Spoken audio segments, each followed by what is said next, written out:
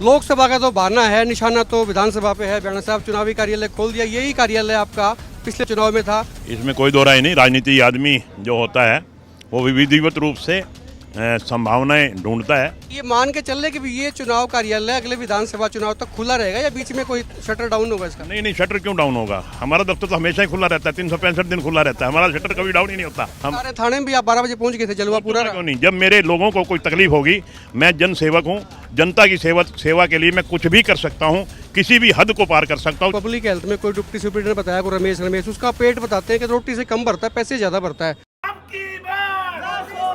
नमस्कार, एक मत पोस्ट में आपका स्वागत है। मैं हूं सर्वेश कुकरा। मेरे साथ इस वक्त हांसी के विधायक विनोद ब्याना है।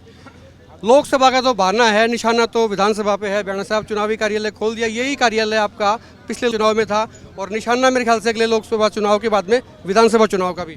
इसमें कोई दो राय नहीं। राजनीति आदमी जो होता है वो विधिवत रूप से संभावनाएं ढूंढता है कि इसके अब क्या करना है और उसके बाद आगे क्या करना है।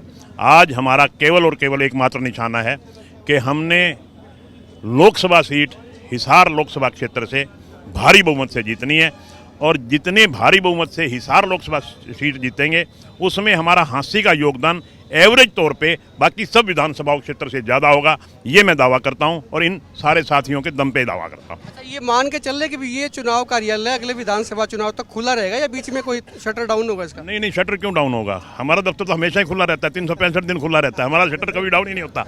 मैं तो अभी कह रहा था, कोई एक आदमी यूं कहे कि रात के 12 बजे ब्याना साहब आपकी घंटी बजाई थी और आपने फ़ोन नहीं उठाया, या आपकी डोरबेल बजाई थी, आपने दरवाज़ा नहीं खोला। हम सारे थाने में भी आप 12 बजे पहुंच गए थे, जलवा पूरा क्यों नहीं? जब मेरे लोगों को कोई तकलीफ होगी, मैं जन सेवक हूँ, जनता की सेवा के लिए मैं कुछ भी कर सकता हूँ, किसी भी हद को पार कर सकता हूँ। जब मेरे लोगों पे कोई दिक्कत आएगी, मैं उन लोगों की दिक्कत दूर करने के लिए मैं किसी हद तक भी जा सकता हूँ। अभी लोग कह रहे थे कि तभी देखो बीजेपी ने अपने कार्यालय खोल दिए, लोकसभा में पहले खुले थे, अब सब विधानसभा में भी आज इकट्ठे खुले हैं। हाँ जी। कांग्रेस बेचारी जो है ना अभी थोड़ी सी योजना बना रही है, वो योजना चल रही है। बेचारा तो बेचारा ही होता है ना, बेचारे हैं वो, बेचारे क्या करें। अब हम क्या कर सकते हैं? देखिए, इसमें कोई दो राय नहीं। आज से 1 महीना पहले लोकसभा लेवल पे पूरे हिंदुस्तान में कार्यालय खोल दिए थे भारतीय जनता पार्टी ने। आज पूरे भारतवर्ष में विधानसभा लेवल पे, पूरे भारतवर्ष में आज विधानसभा लेवल पे भारतीय जनता पार्टी ने अपने कार्यालय खोल दिए हैं। और ये कार्यालय ऐसे नहीं खोले, हज़ारों की भीड़ के साथ खोले हैं। हमारी तो ये मजबूरी रही, हमारी भी हज़ारों की भीड़ इकट्ठी करने की योजना थी, मगर हमारे यहाँ धारा 144 लगी हुई है और भारतीय जनता पार्टी का कार्य, कोई भी कार्यकर्ता गैर कानूनी काम नहीं करता।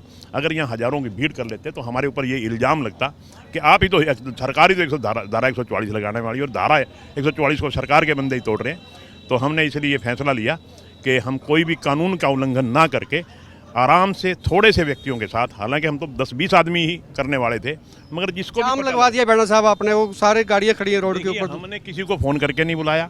अगर किसी को पता चल गया और वो आ गया तो हम उसको मना नहीं कर सकते। आपने भाई ये बात और भी देखी, हमने बाहर कुछ भी कार्यक्रम नहीं किया, जो कुछ किया अंदर किया, ऑफिस के अंदर बैठ के किया। कैप्टन अभिमन्यु लंगोट कैसे जी पूरी तैयारी पे हैं, कैसे देखते हैं अगर भाजपा उनको टिकट देती है तो? देखिए, मेरा मानना तो ये है कि भारतीय जनता पार्टी जिसको भी टिकट दे करके भेजेगी, लाखों वोट से जीतेगा, वो कोई भी हो।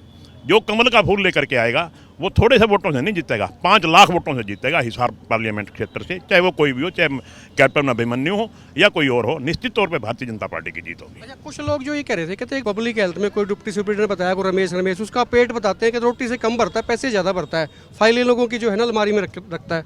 ये आज आपने शिकायत की है, अगर ऐसी कोई बात है तो हम फौरी तौर पे उसके खिलाफ, अगर आपके पास कोई ऐसी बात है, कोई सबूत है कि उसने किसी से पैसे की डिमांड की है। ठेकेदार कह रहे हैं सर वहाँ के पब्लिक हेल्थ में, अगर आप जाओ तो पता दें। ठेकेदार को कहो मेरे को लिखित में कंप्लेंट करें, मैं उसकी इंक्वायरी करवाऊंगा। अगर उसने ऐसा काम किया तो उसको 100% सजा मिलेगी। अच्छा, आखिरी सवाल ये कि क्या, क्योंकि आप पार्टी के वरिष्ठ नेता भी हैं, विधायक दूसरी बार हैं, लोग कह रहे तीसरी बार भी बन जाएंगे, चुनाव आएगा जब देख लेंगे, लेकिन क्या लगता है कि जो सूची है वो कब तक जारी हो जाएगी हरियाणा की सीटों की? देखिए, जैसा कि बाकी तो हाईकमांड ने कब करनी है वो तो हाईकमांड का काम है, हमारा काम तो नहीं है जी। बाकी जो सुन रहे हैं कि 100 सीट तो लगभग 100 टिकट तो कल तक डिक्लेयर हो जाएंगी, आज कल में।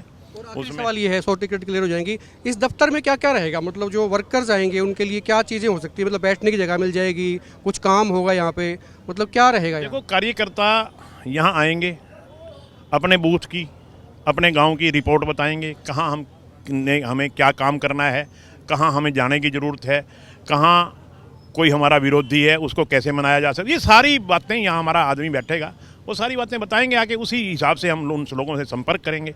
हमारा काम केवल और केवल एक काम है कि हमने अपना वोट परसेंटेज बढ़ाना है, वो जिस तरह से भी बढ़ सकेगा हम हर संभव प्रयास करेंगे। शुक्रिया बात करने के लिए। विनोद ब्याणा थे हांसी के विधायक। और जो है लंगोट सिर्फ लोकसभा चुनाव का नहीं कसा गया, ब्याणा साहब ने कस लिया है, क्योंकि लोकसभा के बाद में तुरंत बाद विधानसभा चुनाव भी आएंगे और ये दफ्तर का आगे भी इसके शटर नीचे नहीं होएगा, ताला नहीं लगेगा और ये दफ्तर जो है विधानसभा चुनाव तक यहीं रहेगा। खुल के कमेंट करें, वीडियो को शेयर करें और आप देखते रहे एकमत पोस्ट।